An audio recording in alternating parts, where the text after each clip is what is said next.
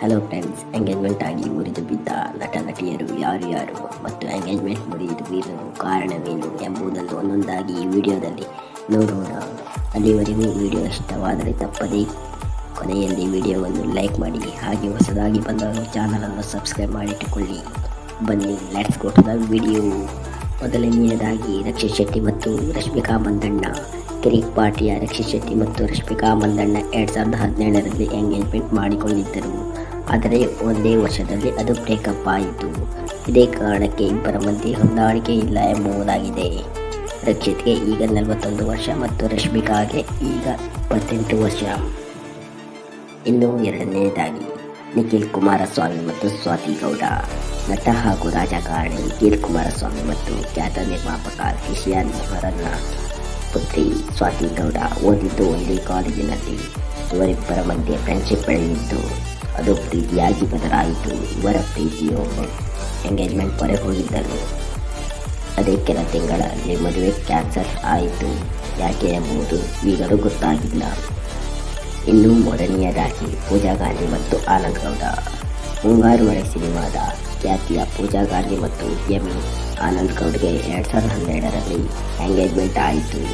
2013ರಲ್ಲಿ ಮದುವೆ ಅಂತಾನು ಹೇಳಿದರು. ಆದರೆ ಎಂಗೇಜ್ಮೆಂಟ್ ಆದ ಒಂದೇ ತಿಂಗಳಲ್ಲಿ ಸಂಬಂಧ ಮುರಿದು ಬಿದ್ದಿತು.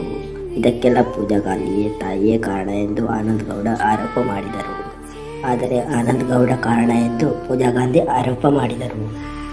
ನಾಲ್ಕನೆಯದಾಗಿ ವೈಷ್ಣವಿ ಗೌಡ ಮತ್ತು ವಿದ್ಯಾಭರಣ್. ಸೀರಿಯಲ್ ಖ್ಯಾತಿಯ ವೈಷ್ಣವಿ ಗೌಡ ಮತ್ತು ಉದ್ಯಮಿ ಹಾಗೂ ನಟ ವಿದ್ಯಾಭರಣ್ 2022ರಲ್ಲಿ ಹಾರ ಬದಲಾಯಿಸಿಕೊಂಡಿದ್ದರು. ಇದರ ಮಧ್ಯದಲ್ಲಿ ವಿದ್ಯಾಭರಣ ಸರಿಯಿಲ್ಲ ಎಂಬುದು ಎರಡು ಹುಡುಗಿಯರ ಮಾತನಾಡಿಕೊಂಡ ಆಡಿಯೋ ಕೂಡ ವೈರಲ್ ಆಗಿತ್ತು. ಇದರ ಬೆನ್ನಲ್ಲೇ ಎಂಗೇಜ್ಮೆಂಟ್ ಮುರಿದುಕೊಂಡರು ವೈಷ್ಣವಿ ಗೌಡ. ಕೊನೆಯದಾಗಿ ಸೃಜನ್ ಲೋಕೇಶ್ ಮತ್ತು ವಿಜಯಲಕ್ಷ್ಮಿ. ನಟ ಸೃಜನ್ ಲೋಕೇಶ್ ಮತ್ತು ನಟಿ ವಿಜಯಲಕ್ಷ್ಮಿ ನಡುವೆ 2006ರಲ್ಲಿ ನೆರವೇರಿದ ಎಂಗೇಜ್ಮೆಂಟ್ ಕೂಡ ಮುರಿದು ಬಿದ್ದಿತ್ತು. ಅಂದಹಾಗೆ ವಿಜಯಲಕ್ಷ್ಮಿ ಮೂಲತಃ ತಮಿಳುನಾಡಿನವರು, ಸೃಜನ್ ಲೋಕೇಶ್ ಕರ್ನಾಟಕದವರು. ಮದುವೆ ರೆಡಿ ಮಾಡಿಕೊಳ್ಳುವಾಗ ಸೃಜನ್ ಕುಟುಂಬಸ್ಥರು ವಿಜಯಲಕ್ಷ್ಮಿ ಕುಟುಂಬಸ್ಥರಿಗೆ ನೀವು ತಮಿಳರು, ನಾವು ಕನ್ನಡಿಗರು ಎಂದು ಪದೇ ಹೇಳೋದಕ್ಕೆ ಶುರು ಮಾಡಿದ್ದರಂತೆ. ಸರಿಪಡಿಸಲು ಆಗಲಿಲ್ಲ. ಅದರ ಕಾರಣ ಒಳ್ಳೆಯ ರೀತಿಯಲ್ಲಿ ಎಂಗೇಜ್ಮೆಂಟ್ ಮುಗಿದುಕೊಂಡಿರಿ ಎಂಬುದು ವಿಜಯಲಕ್ಷ್ಮಿಯ ಮಾತು.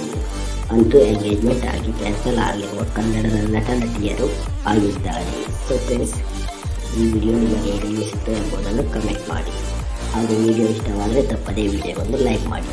ಹಾಗೂ ಹೊಸದಾಗಿ ಬಂದವರು ಚಾನಲನ್ನು ಸಬ್ಸ್ಕ್ರೈಬ್ ಮಾಡಿಟ್ಟುಕೊಳ್ಳಿ. Thank you.